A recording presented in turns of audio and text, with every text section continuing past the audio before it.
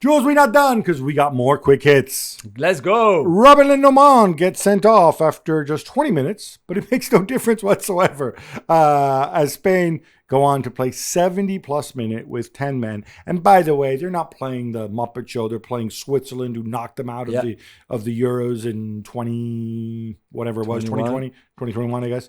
And they win 4-1. They're really, really good. Doesn't matter. Joselu up front, 40 years old. No matter. Yeah, and there was no Chaka for Switzerland. He's not making excuses for Switzerland. No, but it's a good team, and you're right. They pushed Spain close at time in a game where they were an extra man for most of it. Spain scored 2 very early goals. Joselu, the first one, and then Fabian Ruiz, the second one, and then Switzerland were the better team, as you would expect, really, because as you're right, they get more of the ball because they have an extra man. But it's not like they created tons of chances. They scored, and they could have come back into the game. But credit to Spain. I mean, with a mixed team, let's put it that way, it's a good win for them, considering they drew with Serbia 0-0 in a game that they were not good in at all, and they could potentially have lost that game 4 days earlier. So mentality. Yeah. That's true. Rodrigo scored the only goal as Brazil beat Ecuador 1-0 in the South America qualifiers for the World Cup. Gab, this was better from the Seleção?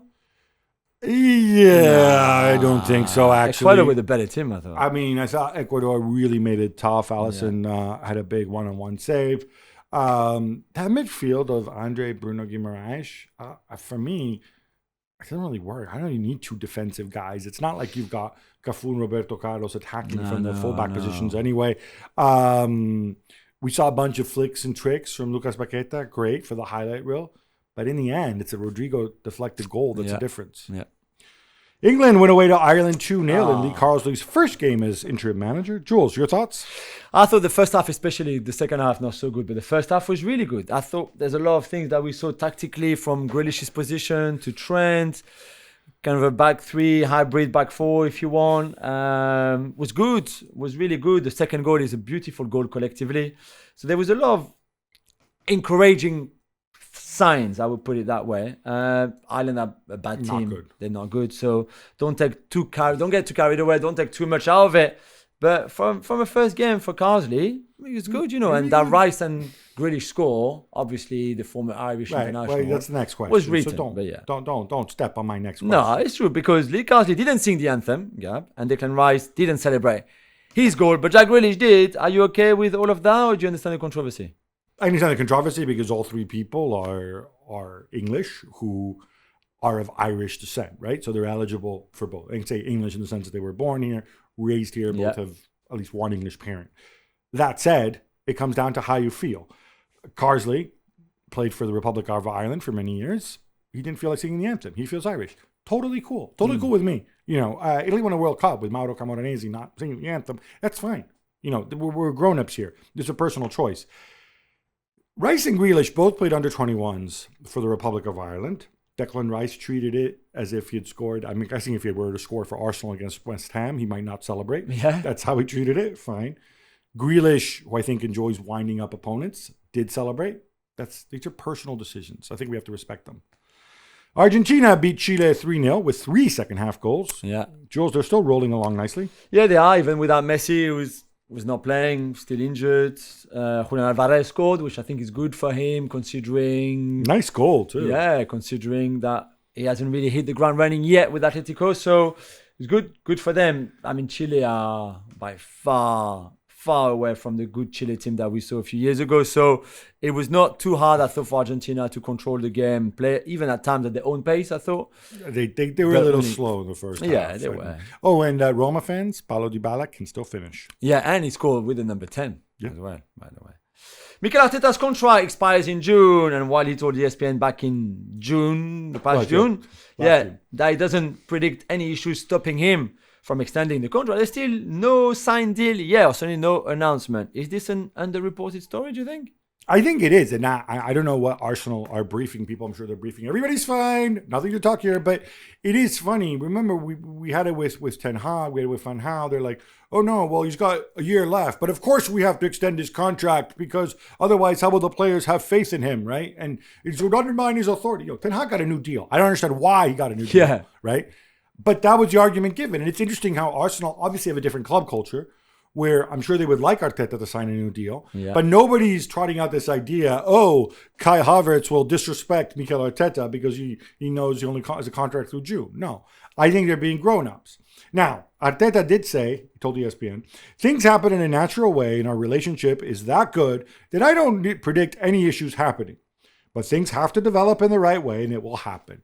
Now, the fact that it's September, I thought this would have been the perfect time to make an announcement to say it's all done. This makes me think, are things maybe not developing in the right way? Like, it's something that Arsenal will need to deal with. I think it's in everybody's interest, if he really wants to stay and stuff, that they manage to hammer out a deal. It does not mean, however, give Arteta everything he wants. It never means that because, as I always say, players and managers come and go, clubs stay. Canada beat the United States, coached by interim boss Mikey Varas, 2-1 in a friendly on Saturday. And Jesse Marsch got a few things off his chest.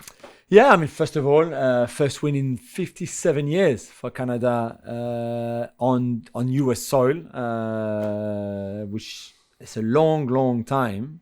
And it's a big win for them. It's a big goal from Jonathan David to score the winner in that second half. And Jesse Marsch, do you think it'd be better not to have been given the... he took the Canada job before... Wait, a Princeton guy sulking because he doesn't get his way? No, just kidding.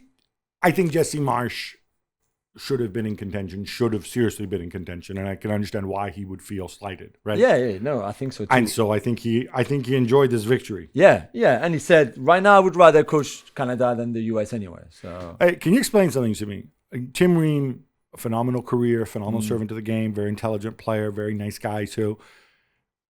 At his age, I don't think he will be starting for the United States in the World Cup, given that I think he's 36 now. Yeah. And he had a horrible game. Yeah, I mean, he did. The entire U.S. playing out from the back were just really vulnerable. Yeah. Why play him? I know you're the interim boss, but why not try somebody else? I guess maybe because you're the interim boss, this is not, you're trying to build the best team for this game just now. For a friendly match. But you don't really look, Varas is not going to be there next month. I mean, he will be there in the staff, I guess, but nothing else. So, I don't know. It must be strange to coach a game like this, so important, so big when you're, And meanwhile, Gab, we keep getting told that Mauricio Pochettino will be announced as the new USA boss imminently, but as of Monday morning, we still have no confirmation, no official. All we have is that there's some delegation from the U.S. Soccer Federation that went to see Pochettino in Barcelona, and they're hoping to come back with, the white smoke, as they say when you like the Pope. Course, yeah. I have no idea. I don't know why it's taking this long, but clearly somebody back in August when they said, "Yep, it's Pochettino, it's done," or somebody in the presumably from the U.S. side, or maybe it was Pochettino, I don't know, who told all these ITK people, he's looking pretty dumb, pretty stupid now, right? A month later, and it's not done. Norway can't go past a 0-0 draw with Kazakhstan, and Erling Haaland has a stinker. I mean, honestly, you should check out his miss. But to cheer him up, Marca report that he's in talks to extend his current contract, which expires in 2027. Yeah, I mean, I'm not sure if we should believe Marca for a story with Manchester City in England and Erling Haaland. I hope for him and I hope for City especially they can tie him up to a new deal because the longer you keep him, the better. But just don't watch that Kazakhstan game because even his own coach said how bad he was, how unacceptable he was. He has no incentive to sign a new deal now. None whatsoever. No point. Victor Osimhen comes on as a substitute for Nigeria and scores within 5 minutes in their 3-0 win against Benin. Gab, you know what this means, right? Of course. It means the best is yet to come. He's ready. He's had all this pent-up anger. He comes on. He scores. He's going to go to Turkey. Galatasaray. He's going to be the next emperor of the Ottoman Empire. You heard it here. Osimhen, the Ottoman. Look, this is so stupid. And look, Napoli will benefit from this because he's going to score 1 million goals in Turkey, hopefully, and they'll make a lot of money off him. But I am just very happy for him personally after what he went through.